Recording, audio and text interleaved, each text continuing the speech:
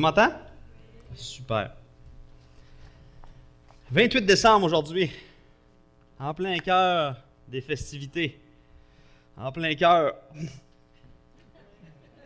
Hein, si je vous dis le mot tourtière.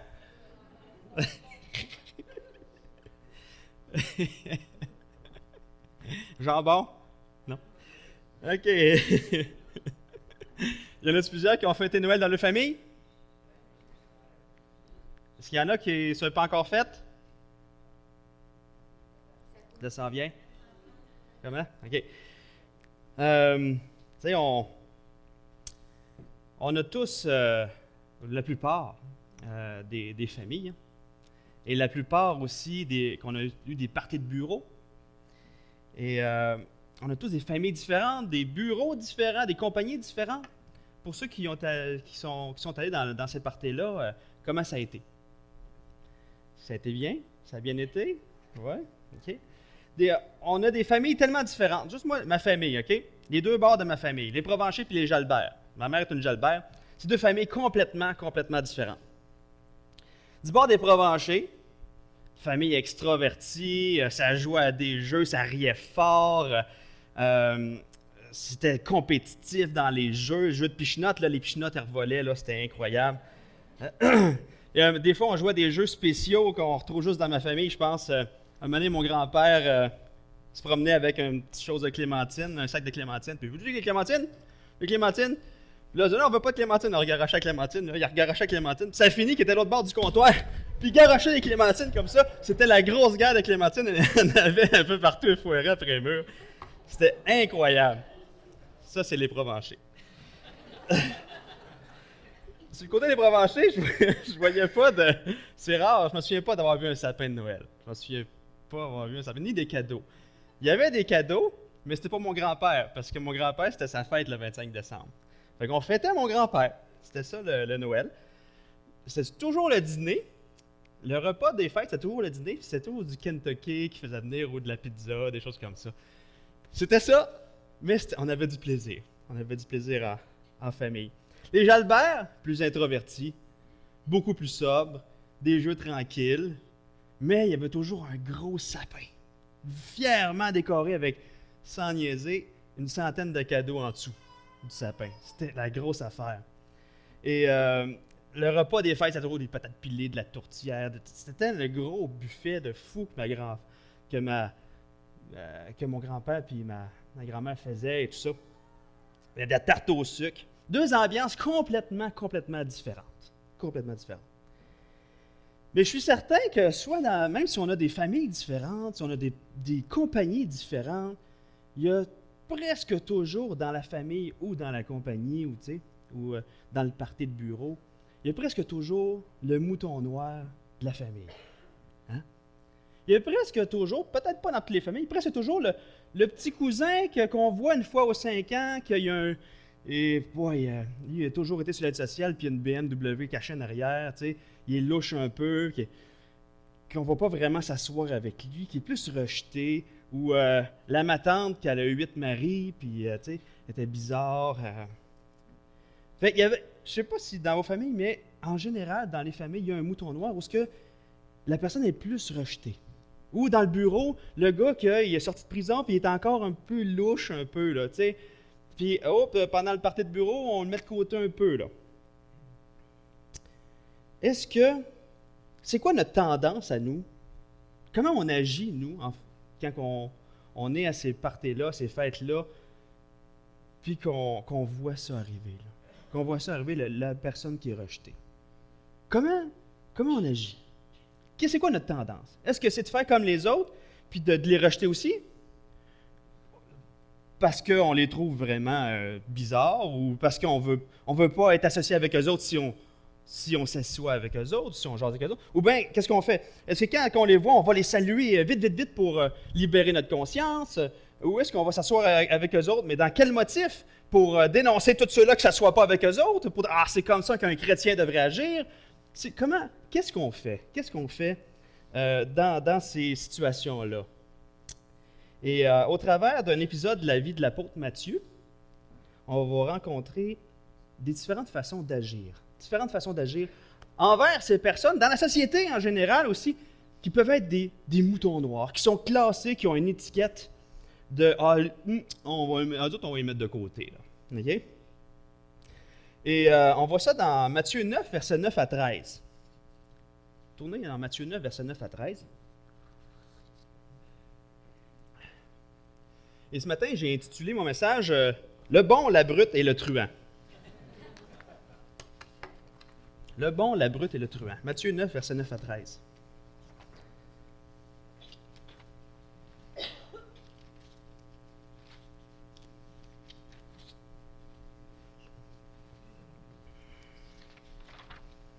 Dans tout l'Évangile selon Matthieu, Matthieu qui est l'auteur, mais qui en fait qui est le Saint-Esprit au travers de Matthieu, veut démontrer que Jésus est le Messie.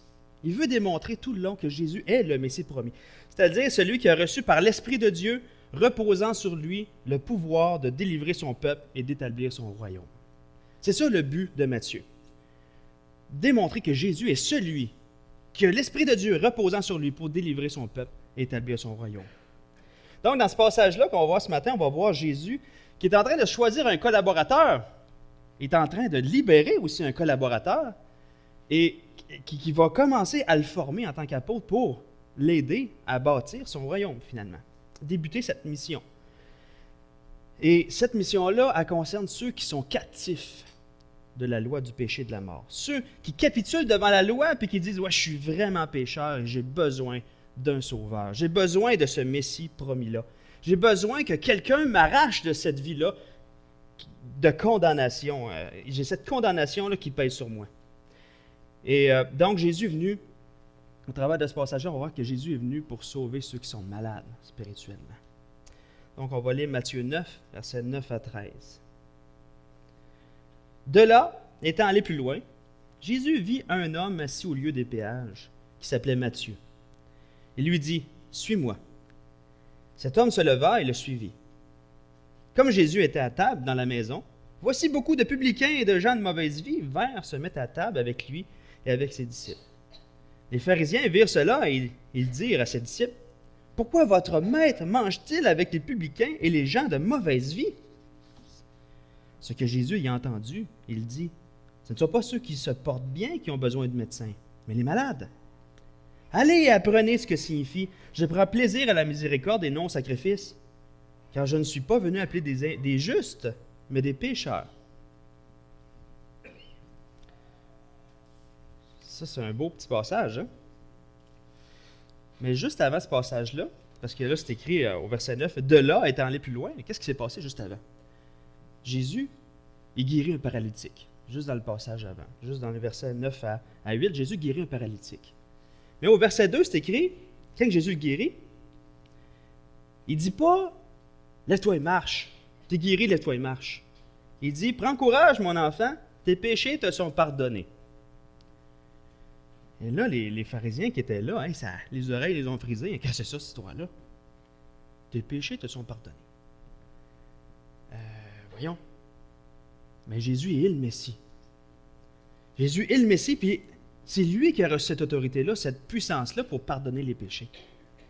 Et Jésus est en train de démontrer que c'est lui qui incarne la grâce de Dieu et qui pardonne les péchés. Donc, eux autres, les pharisiens, les scribes qui sont là, ça ne rentre pas dans leur tête du tout. Premièrement, ils ne reconnaissent pas que Jésus est Dieu. Ils ne reconnaissent pas du tout comme que Jésus est Dieu. Mais deuxièmement, ils ne saisissent pas la grâce de Dieu. Ils ne saisissent pas du tout la grâce de Dieu. Même dans leur vie, là, les autres, ils saisissent la loi. Ils mettent leur foi en la loi pour les sauver. Mais ce qu'ils n'ont pas saisi là-dedans, c'est que la loi fait partie aussi de la grâce de Dieu. Parce que la loi démontre la patience de Dieu. La loi a été instaurée par la grâce de Dieu pour démontrer à toute l'humanité et au peuple juif qu'ils étaient pécheurs et qu'ils avaient besoin d'un sauveur. Et que cette loi-là ne les sauvait pas.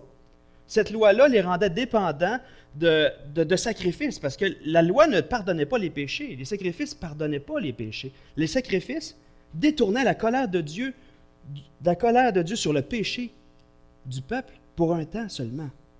Et ils devaient retourner régulièrement, une fois par année, le sacrificateur refaisait un sacrifice pour les péchés du peuple. Et le peuple devait constamment, toutes les fois qu'il faisait un péché ou qu'il y avait quelque chose, une impureté corporelle, peu importe, il devait faire des sacrifices. Donc, il était dépendant de ça. Donc, la loi ne sauvait pas. La loi démontrait qu'on était des pécheurs. Et la loi démontrait que Dieu, un jour, va amener quelque chose qui va nous pardonner totalement.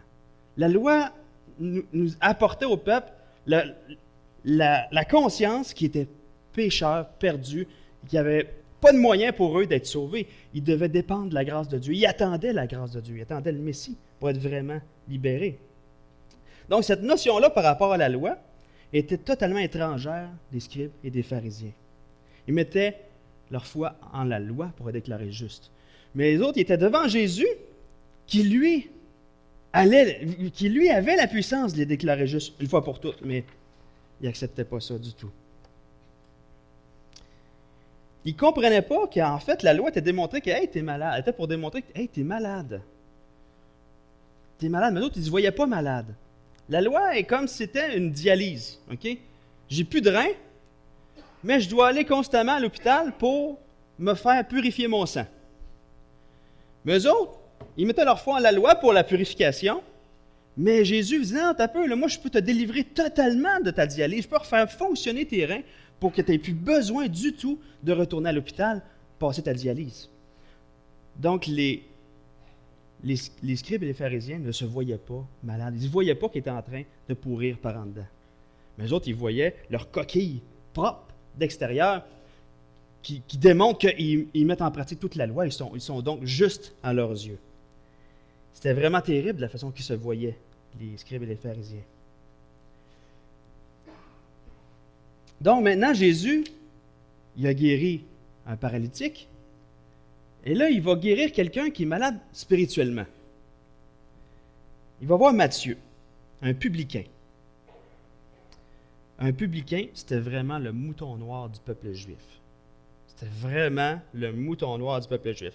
Selon un érudit juif nommé Alfred Edesheim, il dit « Un publicain juif est exclu de la synagogue et on lui interdisait souvent d'avoir tout contact religieux ou social avec ses compatriotes juifs.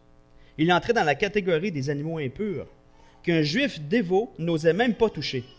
On le considérait comme un porc, et puisqu'il était vu comme un traître et un menteur congénital, on le classait au rang des voleurs et des meurtriers.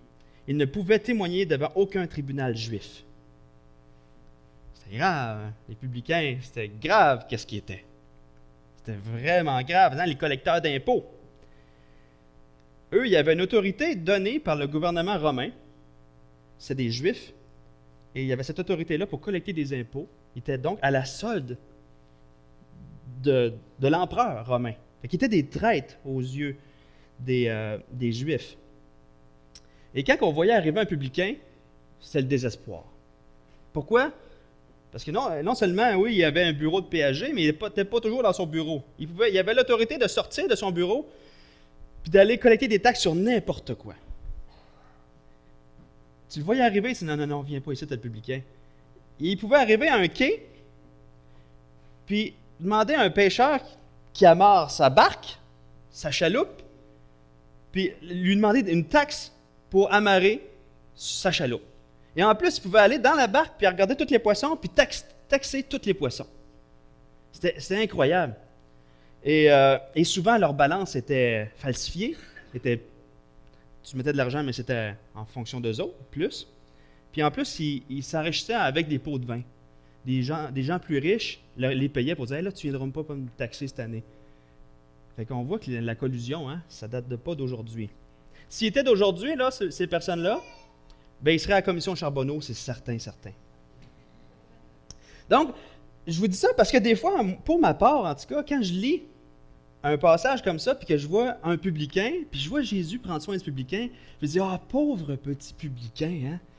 Pauvre petit publicain qui Jésus a eu pitié de lui, de son état. T'sais. Le publicain, il a souffert, il a été rejeté toute sa vie parce qu'il n'est pas de sa faute, c'est un publicain. Puis, donc, il a assez souffert, il a gagné son ciel. Hein? Fait que là, Jésus prend soin de lui. Jésus le protège des méchants scribes et pharisiens. Pauvre petit publicain. Je ne sais pas si vous êtes comme ça. Moi, je vois ça comme ça. Mais en fait, les publicains, on va le dire, franchement, c'était des corrompus, c'était des sales. C'était vraiment ça, là. C'était grave qu'est-ce qu'étaient les publicains. À ne pas prendre en pitié, pas de miettes, hein? En fait, un bon mot qui pourrait parler d'eux autres, c'est les truands. Ils sont des truands. On n'oublie pas le titre de mon message, le bon, la brute et le truand. Les publicains sont les truands. Et c'est quoi un truand selon le dictionnaire? C'est un malfaiteur qui fait partie du milieu des gangsters. C'est un gangster. Donc, les publicains, c'est des truands. Mais des truands qui savaient qu'ils étaient truands. Et qui n'avaient aucun moyen de s'en sortir. Ils n'avaient même pas accès à la synagogue. Ils n'avaient même pas accès à aller à la religion, finalement, pour ôter pour satisfaire leur conscience, pour guérir leur conscience. Ce qui était exclu de la religion. Ils étaient pécheurs, ils se voyaient pécheurs. Même qu'on voit Jésus dit dans Luc 18, versets 10 à 13, je vais juste vous le lire. Il dit « 2 hommes montèrent au temple pour prier. L'un était pharisien et l'autre publicain. Le pharisien debout priait en lui-même. « Ô Dieu, je te rends grâce de ce que je ne suis pas comme le reste des hommes qui sont ravisseurs, injustes, adultères, ou même comme ce publicain. Je jeûne 2 fois par semaine, je donne la dîme de tous mes revenus. » Donc lui, il s'auto-justifiait. Mais le publicain, lui, il se voyait autrement. Il savait qu'il était pécheur. Il se tenait à distance, n'osait même pas lever les yeux au ciel, mais il se frappait la poitrine en disant « Ô Dieu, sois apaisé envers moi qui suis un pécheur. » Et qu'est-ce qui est intéressant dans ce passage-là? En français, c'est écrit « Ô Dieu, sois apaisé envers moi qui suis un pécheur. » Mais en grec, c'est « Ô Dieu, sois apaisé envers moi qui suis le pécheur. » Lui, il se voyait des 2 gars qui étaient là. Il y avait le pharisien qui était là. Puis lui, des 2, c'était lui le pécheur. T'sais. Il se reconnaissait comme étant le pécheur. Donc, pharisien, publicain, perdu. Soif de... il était un truand, il savait qu'il était un truand. T'sais. Tu n'iras pas voir le parrain Vito Corleone puis lui dire « Hey, monsieur, vous êtes bien honnête. » Non, il sait qu'il n'est pas honnête. T'sais. Donc, Jésus rencontre Matthieu. C'est intéressant ici, Matthieu, il se nomme Matthieu. Il dit un homme assis au lieu des péages qui s'appelait Matthieu. Mais dans Luc et dans Marc, le même passage, Luc et Marc appellent Matthieu Lévi, son nom moins connu. Matthieu a décidé d'écrire Matthieu, son nom le plus connu. Son nom, sur lequel qu'on sait, c'est Matthieu l'apôtre. Il était un publicain. Donc, il se révèle dans tout ce qui est. Je suis un publicain. Les autres, ils ont voulu un peu le protéger dans sa réputation, mais lui, avec toute l'humilité, il a écrit « Matthieu, c'est moi le publicain. » C'est incroyable, hein?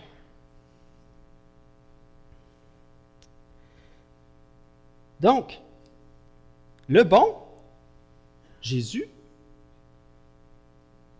on va appeler Jésus le bon. Parce que dans le dictionnaire, c'est écrit qu'il est porté à aider les autres en mettant spontanément en œuvre les moyens matériels ou d'assistance morale susceptibles de favoriser leur épanouissement ou leur bonheur. Donc Jésus est bon. Donc le bon rencontre le truand. Il lui dit « Suis-moi ». Là, Matthieu, il savait que ce n'était pas n'importe qui venait le voir. Matthieu avait entendu parler de Jésus, c'est certain. Jésus avait déjà une grande notoriété là, à ce moment-là. Et il avait fait déjà son sermon sur la montagne. Il y avait une grande foule qui l'avait suivi, qui avait entendu parler de lui. Et la réaction de Matthieu, ça a été quoi? Ça n'a pas été attends un petit peu, là, je vais prier là-dessus pendant une semaine, puis je vais aller te voir. Non, ça a été tout de suite. Il a quitté ce qu'il faisait complètement. Il a mis de côté sa vie de truand, sa vie de richesse facile et rapide, pour une vie à suivre Jésus par la foi en la grâce de Jésus. On voit que Matthieu a vécu une repentance. Matthieu a abandonné sa vie pour saisir la grâce de Jésus qu'il suit. Que lui qui est abandonné de tous, Matthieu, quelqu'un daigne prendre soin de lui, mais ce n'est pas n'importe qui, c'est Jésus. Donc Matthieu semble saisir la grâce de Jésus là. Et suite à ça, on voit un festin. Dans Marc et dans Luc, on voit que c'est Matthieu qui organise le festin. Mais ici, dans Matthieu, on ne sait pas trop c'est qui, mais on peut croire que c'est encore Matthieu qui l'organise. Et Matthieu, qui était un pécheur puis un truand, qui était délivré par Jésus, qui l'a invité à le suivre, pense à ses amis truands aussi. Puis il se dit, eux autres aussi ont besoin de rencontrer Jésus pour être délivrés aussi. Donc, tout de suite, Matthieu pense à sa bande de truands. Il l'invite. Et le texte dit qu'il y avait beaucoup de publicains et de gens de mauvaise vie qui étaient là. Beaucoup de publicains, au verset 10.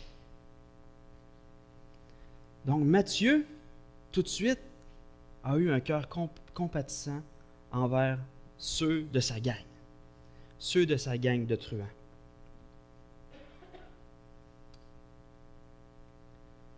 Juste, on va prier pour monsieur Adrien, monsieur Boulay. Il semble avoir un malaise. On va prier ensemble là, pour monsieur Boulay. Seigneur Jésus, toi tu connais la santé de monsieur Boulay. Seigneur, on te demande de mettre ta main sur lui, de guérir ce qu'il a en ce moment, Seigneur, et qu'il puisse retrouver ses esprits, Seigneur, retrouver sa conscience, Seigneur, ce matin. Aide-le, Seigneur. Prends soin de lui en ce moment, Seigneur. Amen.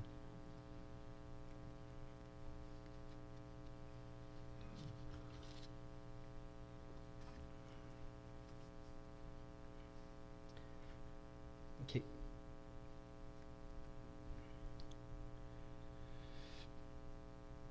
Et là, s'il y a un problème, vous le dites, hein? Okay. Et là, il y a des pharisiens qui passent par là. Les pharisiens qui passent par là, puis ils demandent à Jésus, ils demandent aux disciples de Jésus, pourquoi votre maître mange-t-il avec ces gens de mauvaise vie? Pourquoi il mange avec ces porcs-là, hein? Cette gang de tout croche, de truands-là. Il y a un beau mot pour définir les pharisiens, c'est les brutes. Les brutes, dans le dictionnaire, ça dit « homme dénué de sensibilité humaine ». Donc, ils n'ont aucune sensibilité humaine. Ils sont aucunement sensibles à l'état de perdition que les publicains y sont en ce moment. C'est qu'eux, au lieu de tendre la main puis les aider, ils vargent dessus à coups de loi pour les écraser. Et non seulement pour les écraser, mais en même temps pour s'élever. Parce qu'ils écrasent l'autre et ils démontrent comment eux autres, ils sont bons à comparer d'eux autres. Eux, ils ont un regard favorable de Dieu. Eux, ils sont bons. Et nous, on n'a pas besoin de la grâce de Dieu. Nous, on met notre foi en la loi. C'est la loi qui nous justifie. Grosse erreur. Grosse erreur. Les brutes ne voient pas leur imperfection. Ils ne le voient pas du tout. Et Jésus, le bon, répond à ces brutes en leur disant, au verset 12, « Ce ne sont pas ceux qui se portent bien qui ont besoin de médecins, mais les malades. » Ces brutes-là, ils paraissent bien de l'extérieur, mais ils ont vraiment besoin d'un médecin eux aussi. Mais vu qu'ils ne le reconnaissent pas, ils ne tendent pas la main vers Jésus pour prendre la guérison. Pas du tout. Et c'est les malades qui ont besoin de Jésus. Ceux qui se savent injustes et qui ont soif de la grâce de Dieu qui va leur accorder le pardon.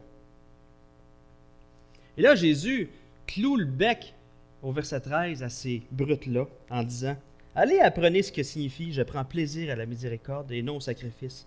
Je ne suis pas venu appeler des justes, mais des pécheurs. » Et Jésus, ici, dans ce verset-là, est en train de citer Osée 6.6. Et il dit « Allez et apprenez. » Allez et apprenez. Ça, c'est une expression qui dit tout simplement allez voir ce que vous devriez être en mesure de connaître. Vous devriez savoir que Dieu prend plaisir à la miséricorde et non au sacrifice. Jésus utilise un verset qu'il devrait connaître, parce qu'il devrait connaître qui est Dieu. Dieu est un Dieu miséricordieux qui prend soin de ses enfants. Et eux, ils mettent l'accent sur la loi, et Jésus est en train de leur montrer qu'ils ne mettent pas l'accent à la bonne place. Ils devraient mettre l'accent sur le cœur. Ils devraient accomplir la loi, mais de cœur et pas seulement de l'extérieur. C'est comme des coquilles vides. Avez-vous déjà vu un scarabée mort? Il y a de l'air vivant, mais à l'intérieur, il est vide. Avez-vous déjà vu ça? Ou un crabe mort sur le bord de la Matane? Il y a de l'air vivant, mais il est vide. Tu piles dessus, il fait crouk, il est vide. Il y a des poussières à l'intérieur. Les pharisiens étaient comme ça. Il y avait de l'air beau de l'extérieur, mais à l'intérieur, il était vide. Il n'y avait pas aucune miséricorde. Il n'y avait pas la vie de Dieu en eux. Et Dieu veut transformer nos cœurs pour qu'on obéisse de cœur et non de loi. Et quand notre cœur est transformé, c'est là que ça glorifie Dieu. C'est bien plus que la loi de faire des choses parce qu'on est obligé. Donc Jésus est en train de démontrer que Matthieu, qui est un porc aux yeux des publicains, des pharisiens, est maintenant plus grand qu'eux. Maintenant, il est plus grand qu'eux, parce que maintenant, il fait les œuvres de Dieu. Maintenant, il était tellement touché par la miséricorde de Jésus qu'il agit par miséricorde envers ceux qui sont perdus aussi. Donc, les brutes ont le bec cloué. La grâce de Dieu suscite des vrais adorateurs. Si on met notre foi en Jésus, on devient des adorateurs. Si on met notre foi en la loi, bien, on devient plus des hypocrites. On devient des coquilles vides, tout simplement. Donc, au travers de ce texte-là, nous, dans la vie de tous les jours, comment est-ce qu'on réagit devant les moutons noirs qui nous entourent? Est-ce qu'on agit comme des brutes sous la loi, qui, au lieu de tendre la main, voyons donc, tu ne devrais pas vivre avec cette personne-là sans être marié. Hey, tu ne devrais pas faire ci. Hey, tu ne devrais pas faire ça. Voyons, quand tu auras changé de vie, tu reviendras me voir. Ça, c'est vraiment la loi qui est là. Ou, il y a une autre façon aussi de vivre sous la loi. C'est, oui, je vais aider les gens. Je vais aider les gens. Pourquoi? Parce qu'un bon chrétien, ça fait ça. Parce que Jésus faisait ça, donc moi aussi, je vais faire ça. Pour démontrer qu'à regarder tout le monde, je suis chrétien, j'aide les gens. J'aide les gens dans le besoin. J'aide les gens qui sont croches. J'aide les gens qui... Parce que je suis un chrétien. Mais encore là, c'est une loi aussi, c'est de vivre sous la loi. Ce n'est pas un bon motif.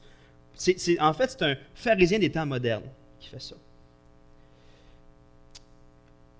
Mais ce qu'on voit, c'est que Matthieu n'avait pas oublié que lui-même était un truand avant. Un truand que Jésus, par sa grâce, l'a ramassé. Puis il a dit, viens-t'en, je vais te montrer c'est quoi le cœur de Dieu. Je vais te montrer c'est qui Dieu. Et au travers du temps qu'il a passé avec Jésus, il a vu qu'il était Dieu. Et après ça, ses péchés ont été pardonnés complètement. Lui aussi, à la mort sur la croix de Jésus. Il a mis sa foi en Jésus, lui aussi. Mais il a saisi le cœur de Dieu. Il a saisi le cœur de Dieu. Il n'a pas oublié qu'il était un truand, lui aussi. Donc, nous aussi, devant les moutons noirs, nos familles, nos parties de bureau, notre société, il ne faut pas oublier que nous aussi, on est des moutons noirs. On est des moutons noirs, puis Jésus nous a sauvés par sa grâce. Et maintenant, c'est pas je vais aider je vais les aider parce que je dois le faire, non. Parce que vu que maintenant Jésus habite en moi, il me donne aussi son cœur à lui, son cœur de miséricorde, son cœur d'amour envers les gens. Et on fait tout simplement naturellement les œuvres de Jésus, d'aimer et d'exercer la miséricorde envers les autres. Pas pour juger les autres, pas pour démontrer qu'on est bon, mais tout simplement pour vivre qui on est maintenant. Mais on ne doit pas oublier qu'on est des moutons noirs. On est des moutons noirs, on était perdus et maintenant, la seule chose qui nous sépare, qui nous différencie, pas qui nous sépare, mais qui nous différencie des gens qui ne connaissent pas Jésus, c'est que nous, on a reçu la grâce de Dieu pour nous sauver. C'est la même chose. Matthieu, la seule chose qui le différenciait de ses amis truands, il ne s'est pas passé beaucoup de temps. Là. Peut-être c'est la même journée ou peut-être à l'intervalle d'une semaine, je ne sais pas.